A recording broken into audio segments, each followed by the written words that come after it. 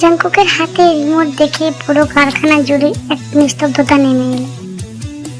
Mister কিমের সহস্র bodyguard গুলো এক মুহূর্তের মধ্যেই পিছনে হটতে শুরু করলো। মিস্টার কিমের মুখে সেই বিজয়ের হাসিটা মিলিয়ে গিয়ে সেখানে ফুটে উঠেছে এক অজানা আতঙ্ক। জাংকুকের চোখে কোনো ভয় নেই, বরং সেখানে এক পাগল করা প্রতিশোধের আগুন জ্বলছে। মিস্টার কিম কাঁপা গলায় বলে ওঠে, জাংকুক তুমি এটা করবে না, তুমি নিজেকে শেষ করতে পারো না। জাংকুক বলে ওঠে, কেন কেন পারবো না? আপনি আমার কাছ থেকে সব কিছু কেড়ে নিতে চেয়েছেন, আমার রাজ্য ধ্বংস করতে চেয়েছেন, আর তেহি সে তো আমার বিশ্বাসের সুযোগ নিয়ে আমাকে এই মৃত্যুর মুখে দাঁড় করিয়েছে। তাহলে আমি কেন একা যাব মিস্টার কিম? তেহি জাংকুকের একদম কাছে দাঁড়িয়ে, জাংকুকের হাতের রিমোটটা তার উপর শক্ত হয়ে আছে।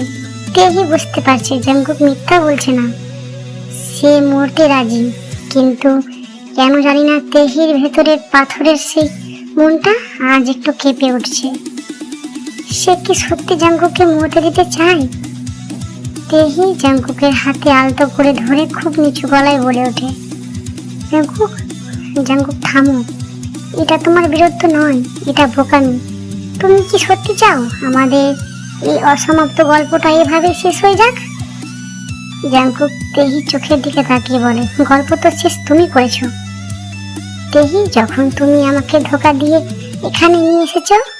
এখন থেকে শুরু শেষ দৃশ্যের অপেক্ষা। ঠিক তখনই কারখানার বাইরে থেকে পুলিশের সাইরেন শোনা গেল। মিস্টার কিম অবাক হলেন, কারণ তিনি পুলিশকে খবর দেননি।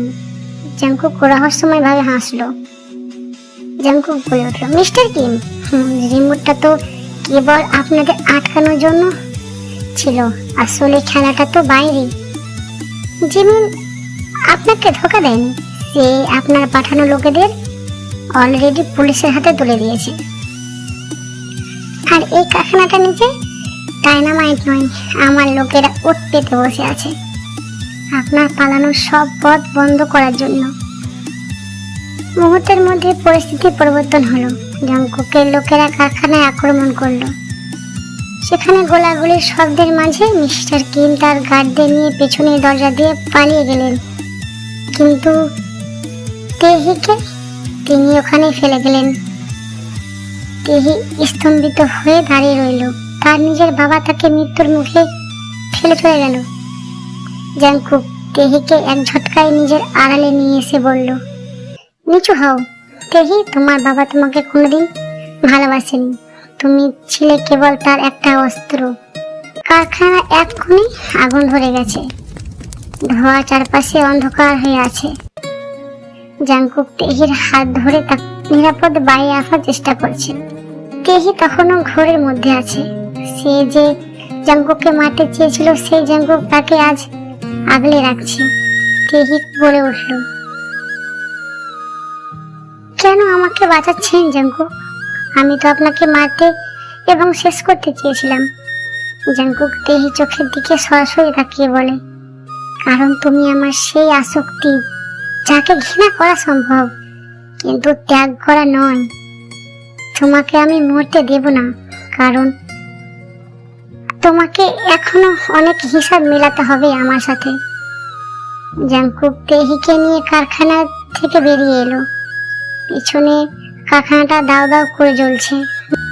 জাংকুক তেহিকে তার গাড়িতে নিয়ে গেল এবং কানে কানে ফিসফিস করে বলল, এখন থেকে তুমি আর মিস্টার কিমের মেয়ে নও, এখন থেকে তুমি কেবল আমার কয়েদি।